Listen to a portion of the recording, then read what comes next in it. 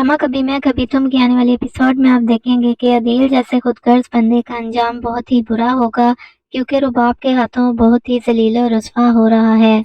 अभी तो ये सिर्फ शुरुआत है, अदील के साथ इससे भी बुरा होगा। वो रुबाब के हाथों बहुत ही जलील और रुस्वा होगा। अदील जैसा खुदगर्ज बंदा किसी का भी नहीं बन सकता, वो अपनी बीवी का भी ना बना, इसलिए उसका अंजाम बहुत ही बुरा होगा। उसने अपने माँ बाप के साथ भी बहुत ही बुरा सलूक किया, यहाँ तक कि उनका घर भी बेच दिया।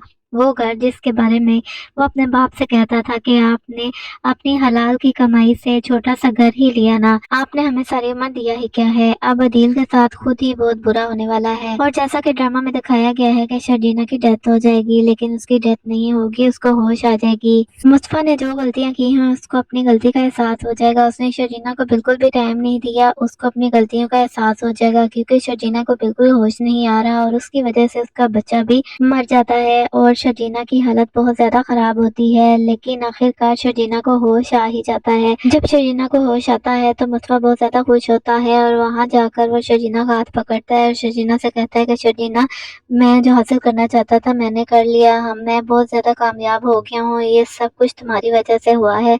वो शर्जीना का हाथ पकड़ता है और उससे कहता है कि चलो आओ मेरे साथ मेरे घर चलो, लेकिन शर्जीना वहां जाने से इनकार कर देती है। वो कहती है कि मुस्तफा पीछे हो जाओ, मैं तुम्हारे साथ नहीं जाना चाहती, मेरे माँ बाप को बुला दो। मुस्तफा तो शर्जीना का ये रवैया देखकर बहुत ज्यादा रोता है, बहुत ज्यादा टूट जाता है। मुस्तफा के माँ बाप भी वहीं पर होते हैं और वो मुस्तफा को हौसला देते हैं, कहते हैं कि शर्जीना अभी बहुत मुश्किल वक्त से गुजर रही है, उसे अभी भी होश आया है, उसे थोड़ा टाइम दो, वो सही हो जाएगी। इसमें शर्जीना की भी गलती नहीं है, उसके साथ हुआ ही ऐसा है, उसने अपना बच्चा खोया है। लेकिन मुस्तफा कहेगा कि उसने बच्चा मेरी वजह से खोया है। मुस्तफा शर्जीना को समझाने की भी कोशिश करेगा कि हमारा फिर से बच्चा हो जाएगा, अभी तुम चलो मेरे साथ। लेकिन शर्जीना बिल्कुल भी मुस्तफा के साथ जाने के लिए तैयार नहीं होती, वो मुस्तफा को माफ नहीं करेगी, क्योंकि वो अपने बच्चे के मरने का जिम्मेदार सिर्फ और सिर्फ मुस्तफा को समझती है।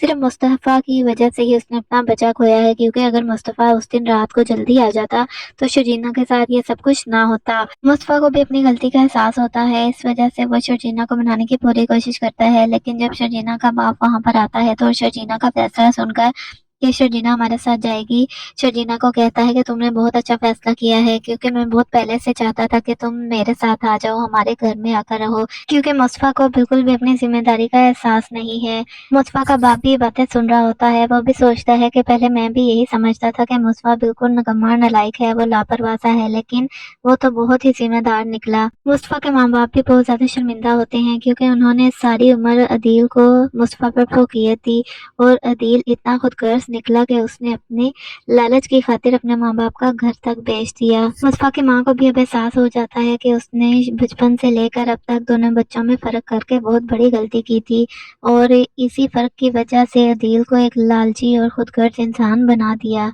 ड्रामे में आगे जाकर आप ये भी देखेंगे कि शर्जीना और मुस्तफा की लड़ाई हो जाएगी, लेकिन मुस्तफा के माँ बाप शर्जीना और मुस्तफा की सुलह करवा देंगे, दोनों की सुलह हो जाएगी और शर्जीना और मुस्तफा अच्छी जिंदगी गुजारेंगे, जबकि अदील का अंजाम बहुत ही बुरा होगा।